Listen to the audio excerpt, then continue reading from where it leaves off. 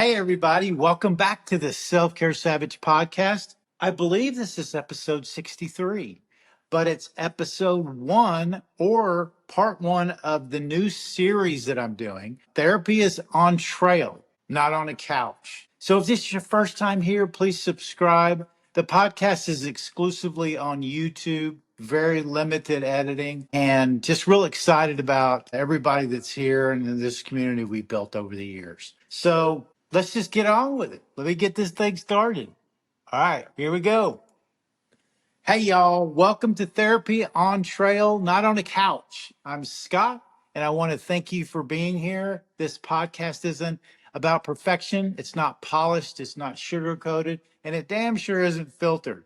It's for people who are ready to show up, get honest, start healing in real life, not just in theory. And if you've followed me for any amount of time, you already know I believe something deep in my bones. You can become your own therapist, and not in some Instagram quote, self-helpy, kind of way.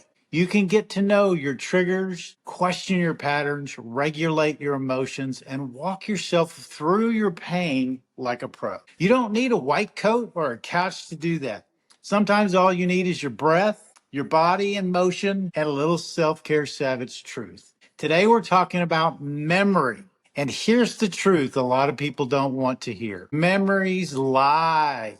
Your memory doesn't always tell the truth. It tells a story. And that story is shaped by how you feel right now. This isn't just gut feeling either.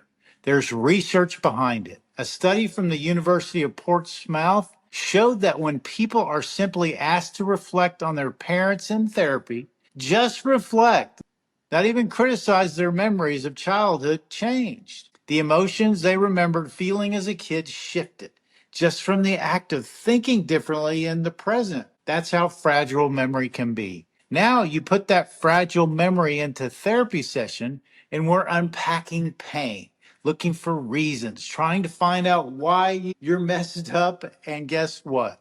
You might start rewriting the past, and not always in a helpful way. That's why becoming your own therapist means learning to pause before blindly trusting that memory. It means asking, am I remembering the facts or just replaying my pain? I used to say out loud or in my head, mostly in my head, to anyone who'd listen, mostly me, I was alone. Nobody gave a damn about me. Very victim stuff. But once I started hiking, slowing down, getting some space between me and all that noise, I started remembering things. Like my dad literally taking me fishing, sitting next to me for a brief moment and giving me a pat on my back. Or like a teacher, I've had a couple who pulled me aside and said things like, I see how hard you're trying. Those memories didn't fit my story. They didn't match my identity as an abandoned, abused, neglected kid, but they were real. I had just buried them over all this pain and all this yucky stuff. And that's when I realized being a self-care savage means you got to check your story, not just repeat it, not just live in it, but actually stop and ask, is this the whole story? And I'll tell you this, the trail is the best place I found to do that kind of checking. Nature, outdoors. When you're hiking, you're not distracted. You're breathing. You're breathing deep. You're grounded. You're hearing and seeing things you haven't been that are stimulating everything. Whether you realize it or not, gives your brain the green light to process instead of just survive. That's why I say nature is the best therapist office I've ever sat in. No couch, no Wi-Fi, just you, the truth. Can't edit it. Here's what I want you to understand if you're serious about becoming your own therapist. Step one is questioning your memory. Not to deny what happened, but to stop dragging around a one-sided version of it. Ask yourself, is this a memory? Is this memory a fact or is it an emotional echo? Have I ever looked at this from a calm place or just from a place of pain, anger, and victiming? Is there a part of this story I've never been willing to see? That's right there. That's self-therapy. That's being a guide instead of a victim in your own mind. And the science backs this up too. Researchers like Elizabeth Loftus have shown that every time we recall a memory, we reshape it, remold it. That's wild, right? We're not just remembering, we're rewriting.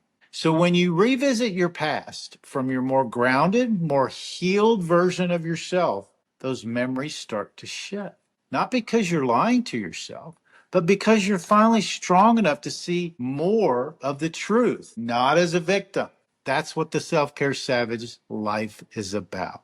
Not just healing your pain, but owning the full picture. So if you are listening to this on a walk or even just sitting somewhere quiet, here's what I want you to do. Pick one memory, something that still stings, a story you've told yourself about from the past. Then ask, is this the complete memory?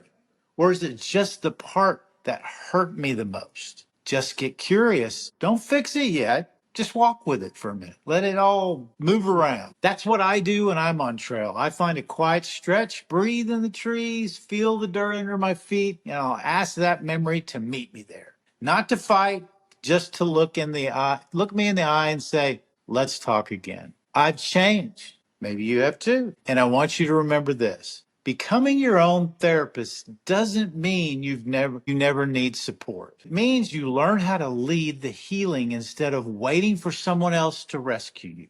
You start recognizing when your memories are trying to trap you in old pain. And you meet them with groundedness, curiosity, and truth. You become the one who listens to your hurt, holds space for your fear, and tells your own story with clarity, not that angered motion and victim mentality. That's power. That's healing. That's what being a self care savage is all about. So, yeah, your memory might lie, but you don't have to. You can tell the truth, the full truth. And sometimes that truth is, yes, it hurt, but I'm still here and I'm doing the work to let it go. Next episode, we're talking about emotional regulation, how to stay grounded when your world starts spinning, and why nature helps calm your nervous system in a way no app ever could. So until then, please like and subscribe. I hope you like this first part. And remember your own best chance at healing.